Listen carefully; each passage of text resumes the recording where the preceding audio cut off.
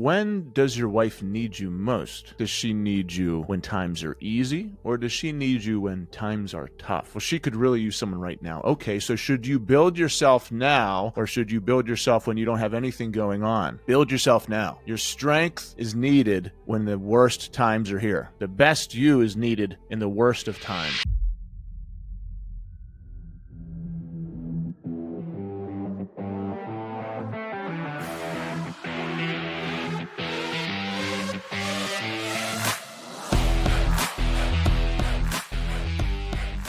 Hey everyone, welcome to the Rising Father Podcast. I'm Chris Rodack. I didn't know if I was going to do a solo podcast on this topic.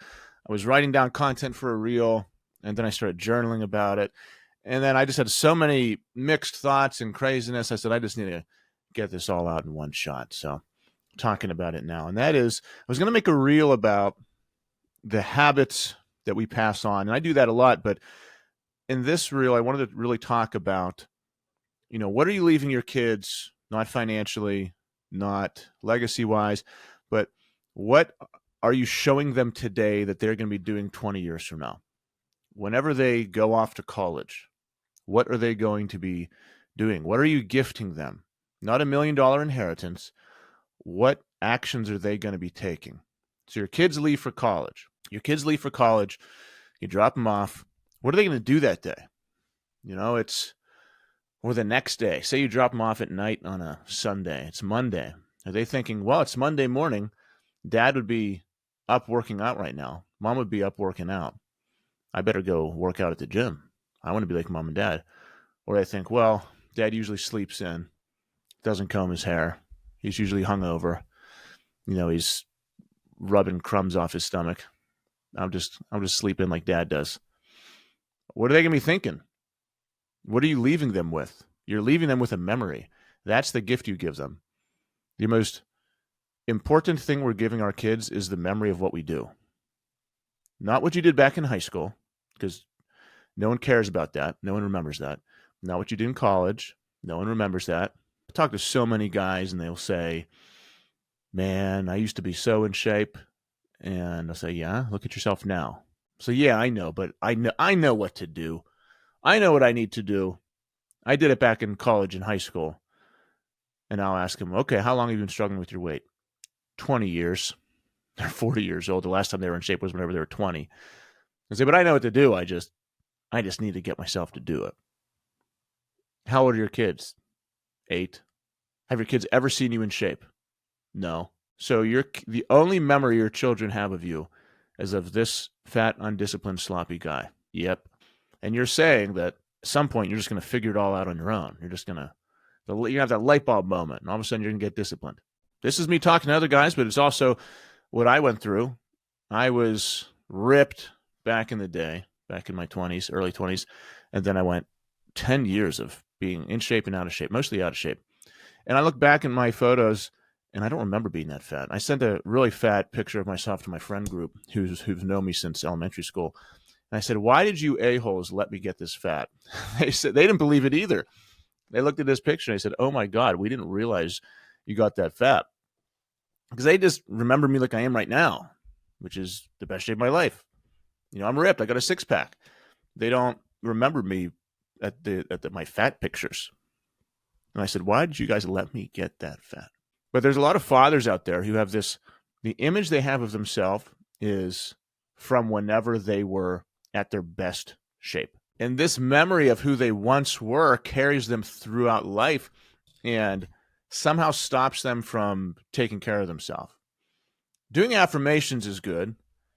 Using past successes, like David Goggins talks about with his cookie jar thing, is good to propel you to achieve more. You're not supposed to use it to help you achieve less.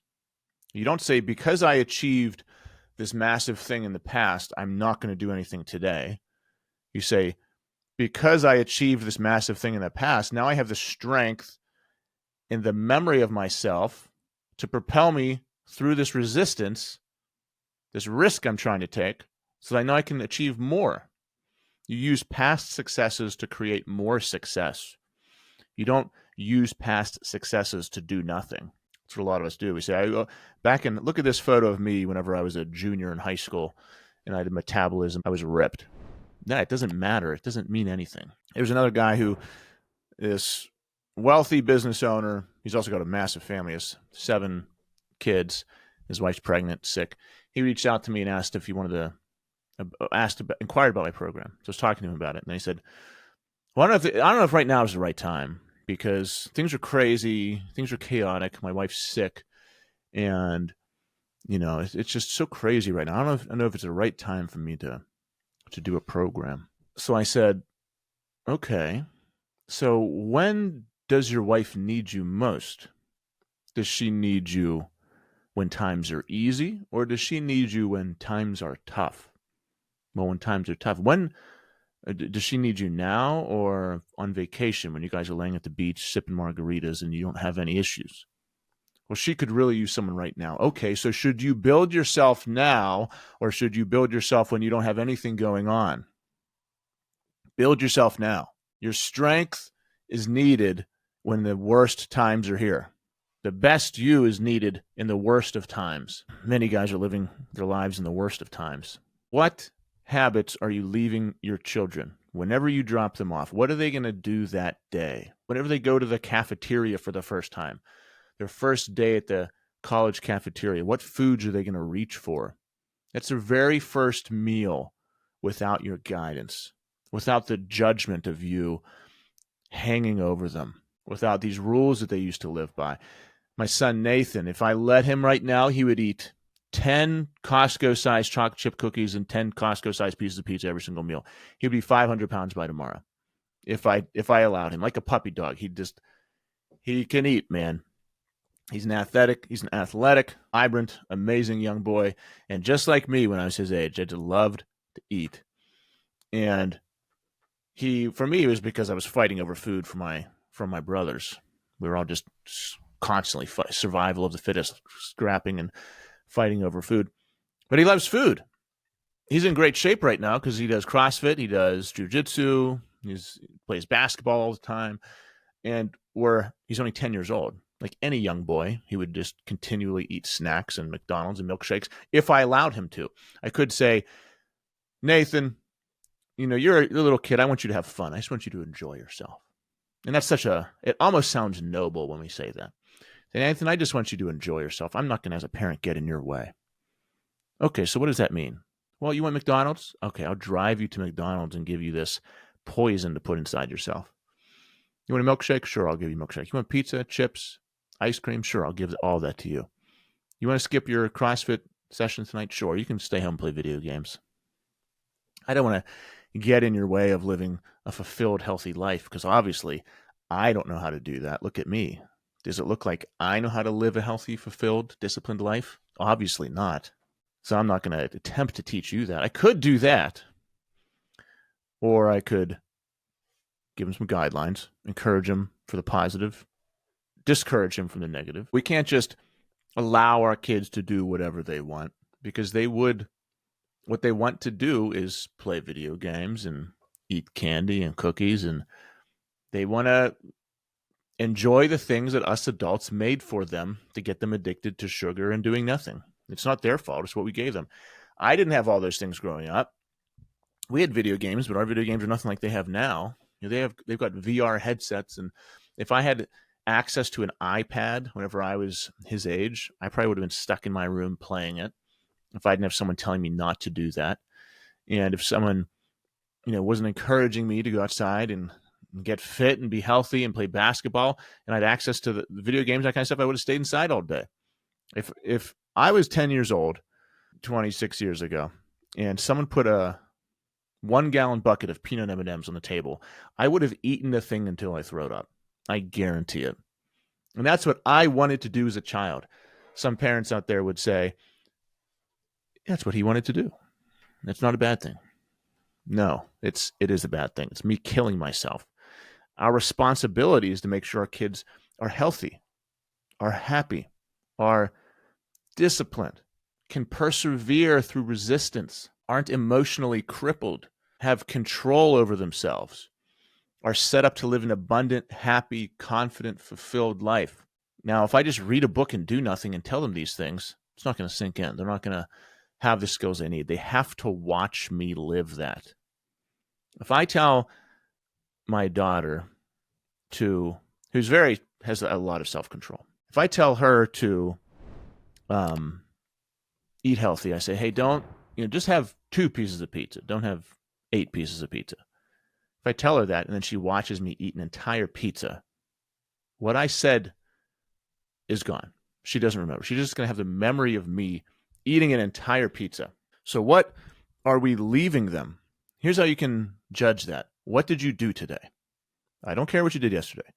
I don't care what you did last year, in your 20s, in high school and college. What did you do today? That is what your kids absorbed. That is what your kids are going to remember. 1 month into college, your kids are going to have a new identity. They're going to forget they're going to forget a little bit about living with you. And they're going to take on the identity of a new person. And they're going to have a new friend group. They're going to take on new habits. Are they going to be easily swayed to take on the habits of other people? They're going to be easily swayed, or are they going to have rock solid principles, non-negotiables? My son this past week started asking to go to the gym early with me. The thing I made him do, he just asked if he could go. So I said, sure, but you got to go to bed early. You need enough sleep. I don't want you falling asleep at school. You have to go to bed early, and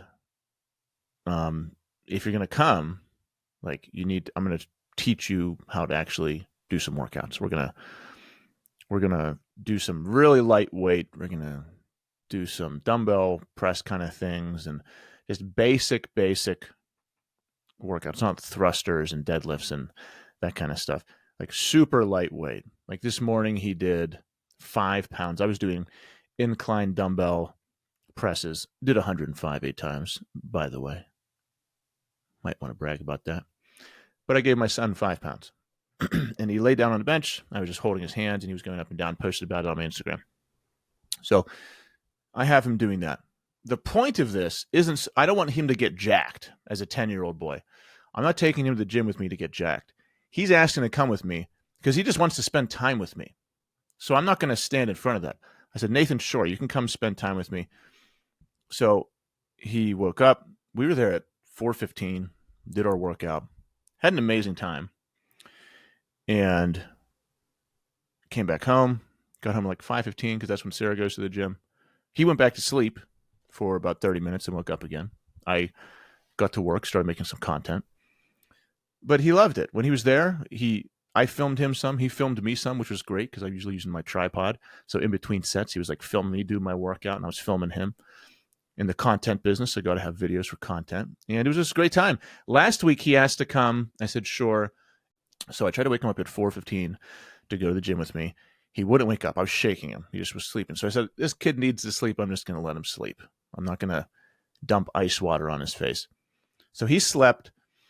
And at 7 o'clock, he woke up. And then he woke up. His face was all red because I sat down on his bed. And it was time for him to get ready. So I sat down on his bed. I kind of like rubbed his head. And he woke up and he said, Dad, why didn't you wake me up? And he didn't want to look me in the face. He was looking down and he had tears coming in his eyes, but he didn't want me to see that he was crying. I said, what do you mean, man? I tried to wake you up. I shook you and you just didn't wake up. And he said, you should have woken me up. And he was just bawling at this point. He was really upset and he was crying. And this lasted 10, 15 minutes. I was shocked at how upset he was. I did not know he was going to be this upset. Part of me thought that he felt like he should go to the gym. He was somehow guilted into going to the gym. I was very on guard against that. I said, I in no way want to influence this kid and force him to go to the gym this early. I only started doing it when I was 35. He's 10. But that wasn't it. He really, really wanted to go. He felt like he missed out. Because he went before that. His first time was the time before that. And he loves John Morant, this NBA player. So he spent 10 minutes picking out his outfit. He had a backwards John Morant hat on. He had John Morant shoes, a jersey. He was all color coordinated from his socks all the way up to his hat. Spent 10 minutes getting ready, went to the gym, and I took videos of him there at the gym with me in the morning. And then some guys in my group were commenting how cool he looked. And I showed him those comments, and he was like, puffing up like a bird. He just was so happy about it. So the next time he had all his clothes laid out that he wanted to wear in the morning, and I couldn't wake him up. So I let him sleep in. And I felt bad that I let him sleep in because the next morning he was so upset. And all the way, that was 7 a.m. He went to school at 8 a.m. He was upset for a straight hour. He stopped crying, but during breakfast, he was quiet. When he hugged me to go to school, his head was down. And it was a full hour from being upset. So I told him, I said, I won't do that again. I said, next time you want to come to the gym with me, if you tell me you want to come, I will make sure you wake up. So he's came to the gym with me twice since then. And yes, it slows down my workouts.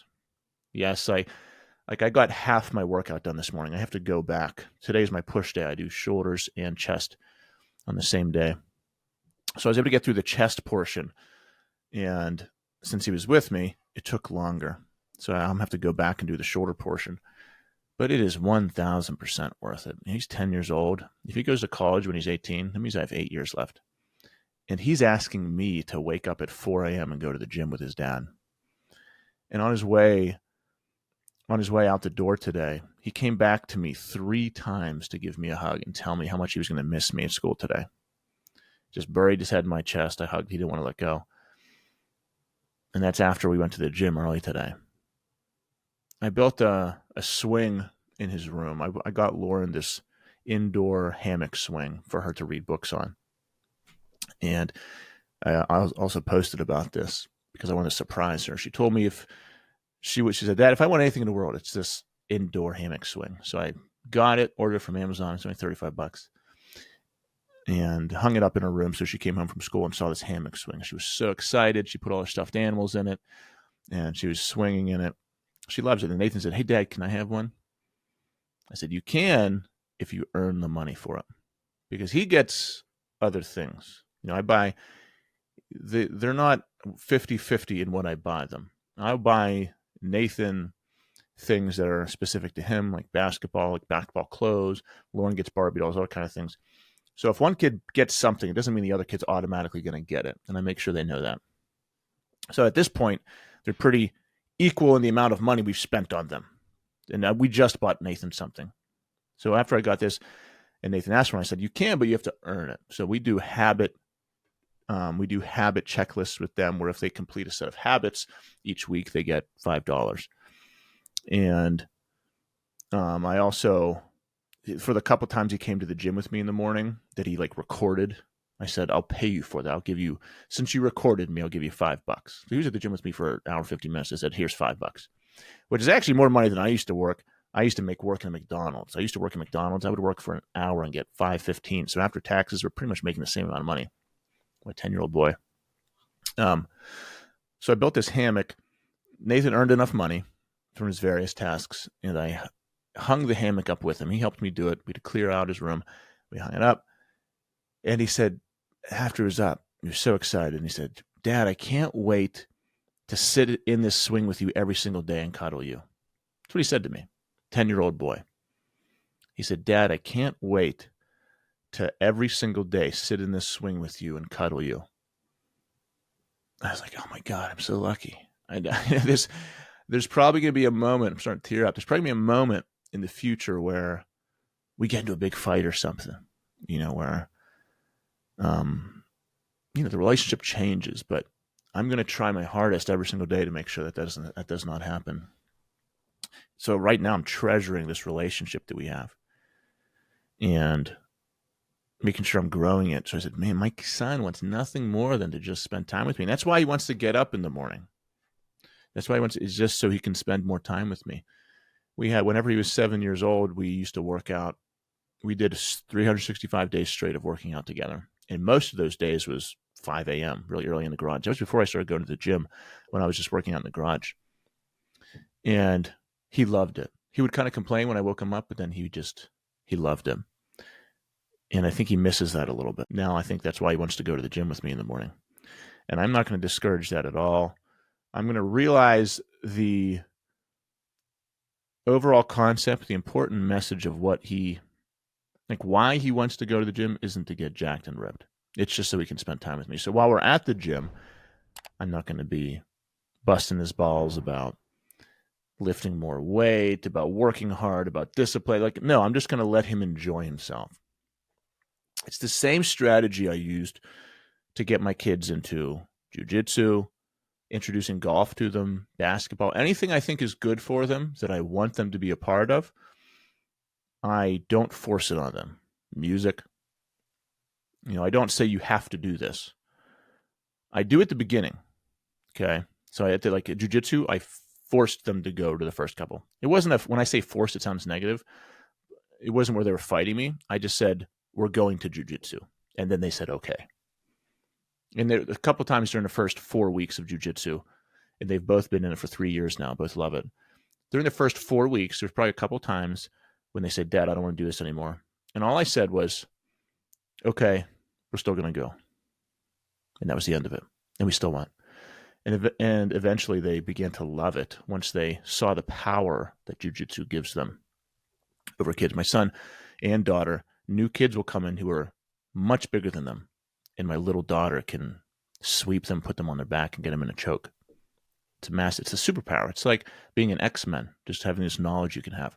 So after they discovered that, they loved it. And they made a bunch of friends and networks and all that kind of stuff. So they love jiu-jitsu now. And like I said, they did after about a month. After about a month, they loved it. And it was never a forcing thing that was negative. It was, they'll do what we asked them to do pretty quickly. That's a whole other topic of that I'll do a podcast on how you can make that happen. It's not something that's random. Like there's strategies you can use to make that happen. There's a certain kind of relationship you can build to make that happen. It's not by accident, but that's for another podcast. So they do jiu-jitsu because we do. That's one of the habits that they take. They both do CrossFit because my wife does CrossFit. My son wants to go to the gym because I want to go to the gym. And they're taking these habits with them. If I was a hardcore gamer, they would want to game. I used to game when I was in my early 20s. When I didn't have anything else to do, then I would spend a couple hours playing video games. I'm sorry if you're a video gamer and you hear this. I just don't have time to do it. And I'm not trying to sound patronizing to you. I just really don't. So what I would challenge you to do is think about what you are leaving your kids, not in terms of money, finances, cars, boats, houses, property, businesses. What actions are you leaving them? Whenever they have their first day at college, what actions are they going to do? When they go to the cafeteria, what foods are they going to choose? When they talk to a new girl that might be their future wife, how are they going to speak to them? Are they going to hold the door? Are they going to pay for the meal? Are they going to be respectful? Are they going to cheat on their tests? Are they going to run red lights? Are they going to binge drink? Or are they going to hit the gym early? Are they going to eat the right foods? Are they going to have disciplined habits? Are they going to journal? Both my kids journal now. As a 10 and an 8-year-old, both my kids are journaling. They both have habit checklists. They both do CrossFit and jiu-jitsu. We're extremely blessed, and I'm extremely grateful for these habits that they have. I'm grateful for their habits far more than I am grateful for the things that they have.